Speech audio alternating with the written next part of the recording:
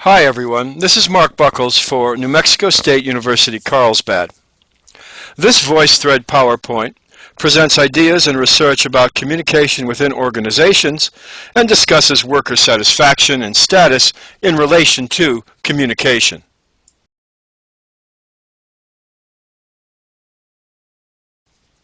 Among the goals in Learning Module 14 are to learn about types of organizational messages and relationships, and to learn to communicate more effectively in the organizational context.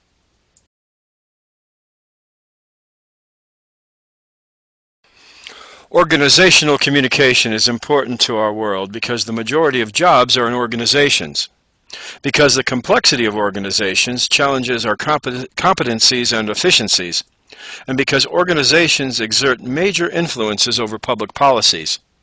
At base, an organization may be defined as an organized group of people working together to achieve compatible goals.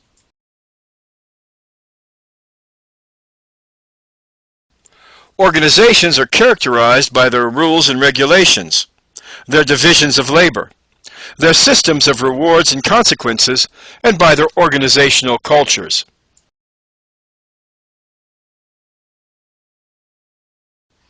Communication within an organization can be formal or informal, upward, downward, or lateral. Formal communication refers to messages which are sanctioned by the organization and are focused on the organization. Colloquially, informal messages can be referred to as the grapevine. Upward communication refers to messages sent from the lower levels of a hierarchy to the upper level. Downward communication refers to messages sent from the higher levels to the lower levels of the hierarchy. Lateral communication refers to messages between equals, manager to manager, worker to worker.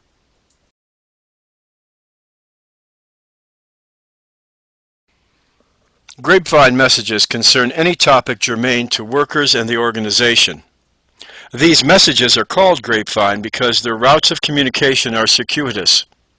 In responding to them, understand that their speed and general accuracy gives one an insider view of the organization, so tap into the grapevine.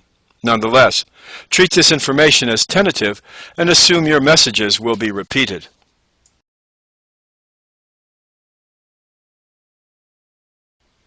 Communication networks are configurations of channels through which messages pass from one person to another. Messages may be transmitted face-to-face via telephone, email, intranet, teleconferencing, informal memos, or formal reports. The 5 types of networks shown in the figure on the screen are among the most common patterns.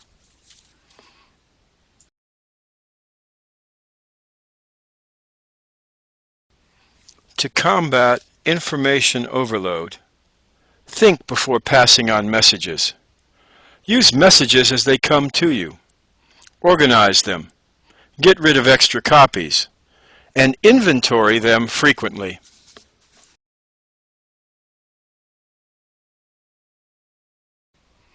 In information isolation, the worker is given little or no information. It's difficult for the individual to do the job assigned. It deprives the organization of useful input. It creates unhappy and unmotivated workers.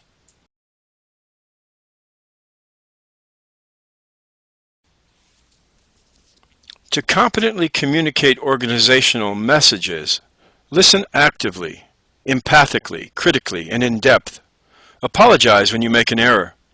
Avoid contributing to information overload or isolation. Make use of grapevine communication routes. Demonstrate the communication skills of leadership.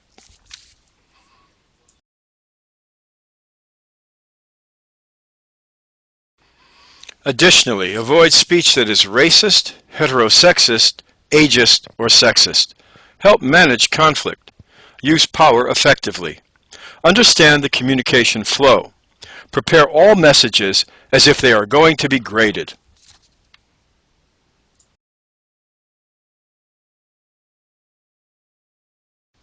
Productive workplace relations avoid sexual harassment, a major problem in organizations. 2 general categories of sexual harassment are quid pro quo harassment and hostile environment harassment.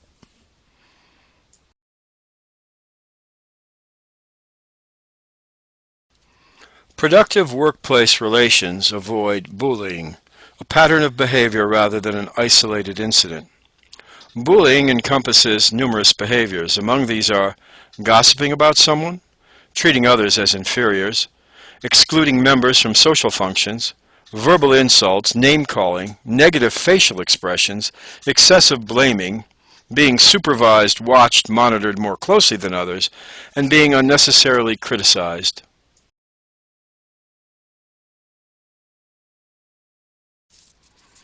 Romance in the workplace takes place.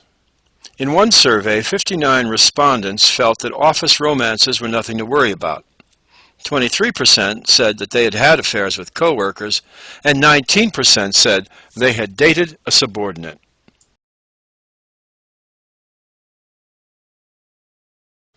Mentoring involves a one-to-one relationship between an expert and a novice in a relationship that is supportive and trusting, in which mutual and open information and thoughts about the job are shared. The mentoring relationship enables the novice to try out new skills under the guidance of an expert, to ask questions, and to obtain feedback necessary to learning complex skills.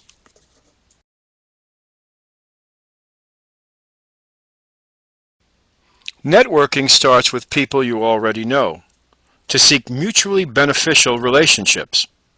Be proactive in networking and create folders, files, and directories that contain lists of contacts, information, and communication.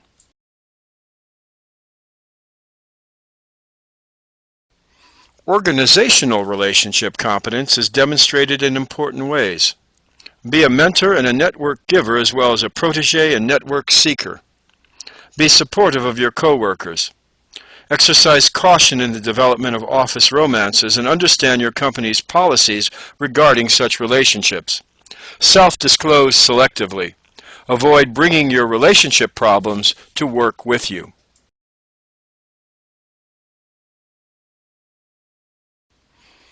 Additionally, learn the cultural rules of the organization. Stress the positive. Be friendly, helpful, and positive.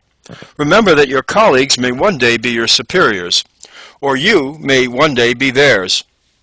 Relate to others at your appropriate organizational stage. Watch for ethnocentrism on your part.